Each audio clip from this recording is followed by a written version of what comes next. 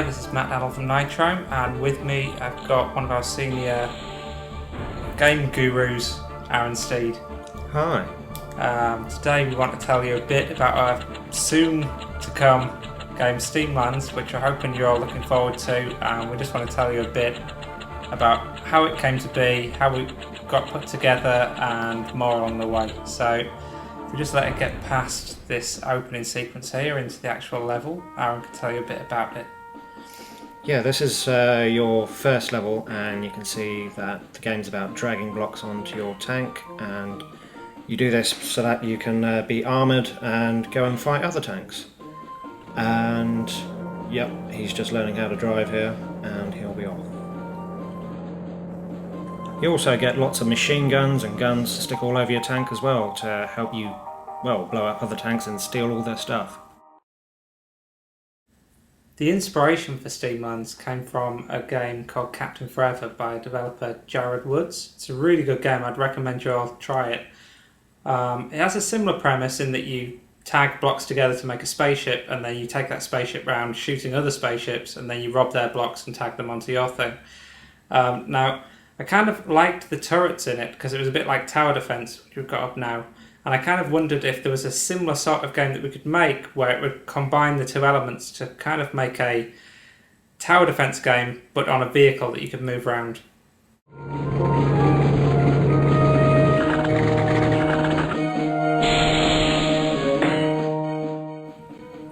This is like the first level where you get to learn how to use the engine room. And of course, when we first started making this, we had the engine room, which we wanted to like power the whole tank. But we didn't actually think about how it was going to fight back once you've lost all your turrets. So we just made him a really versatile thing, and you can see him chucking coal at the other guy here. Yeah, so I mean that was basically just the start of many problems that we had. The idea as a whole did kind of work to mix a more strategy type game with the Captain Forever formula, but it did lead to lots of problems, and that kind of forced us to start looking at other areas as we came up with more and more problems. But it's good in a way because it helped it form into a game. So we started looking at lots of strategy games, like up here we have the classic Dune, and you can start to see some of those elements come into the game. Yeah, it was just one thing we had in from the start was a shop kind of mechanic, and it was supposed to actually run like Captain Forever, and you'd run into shops and stuff, but we broke it up into a kind of, so I argued a lot for a sort of mission kind of structure, so that we'd be able to offer set challenges and be able to control what people would actually fight against. Also, it kind of brought it back to a kind of tower defense type structure, because you can't really grind your way past situations, so we had to have a more controlled scenario, much like how you end up with different towers in tower defense. It's always manageable with what you're given, but you can influence the proceedings through the shop, so that's more the direction that we took it. I mean, it's more kind of, we can control how the game sort of develops at this stage when we make levels, and then we can see about what we want to do with it later. Also, here's a nice little feature that we put in. We ended up making a tool to be able to make different flags easily, and then clever Aaron here decided, why don't we just actually make the editor available to everyone so they can actually just draw their own as well. So that feature made it in, which is quite a nice little aspect.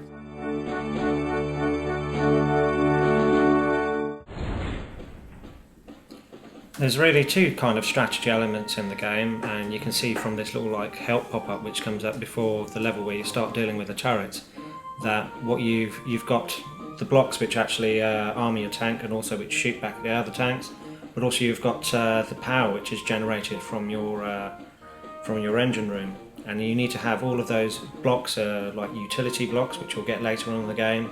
They need to be inside that power radius. And you can see the guy there, he's trying to sort of like get it in there in the power radius. Yeah, so basically if your guns aren't in there, then they're not going to shoot, but also later on then you can get batteries and they extend your power radius. That was really the main element. We needed to get an element in there to balance it so that you had to reconstruct your tanks in different ways. And originally we were actually going to build it around the idea of weight, but it became too unpredictable. It was hard to show the player what to do, and it just didn't really work. So we ended up dropping that, and this became a much more versatile thing, and it stops you from ever being able to bury your engine room too deep, which was the main problem that we had starting off. Yeah, but I think we got around the most of the issues we wrote by just locking things to being above the track. It stops people just like building gigantic noses out the front of their track. Okay, so if we drive back here, we'll show another little element that we added quickly, which is the magnet.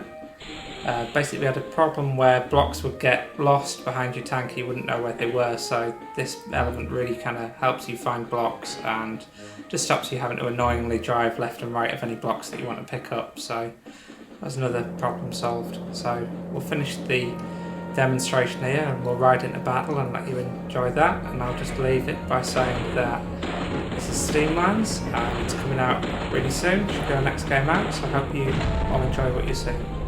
Level clear.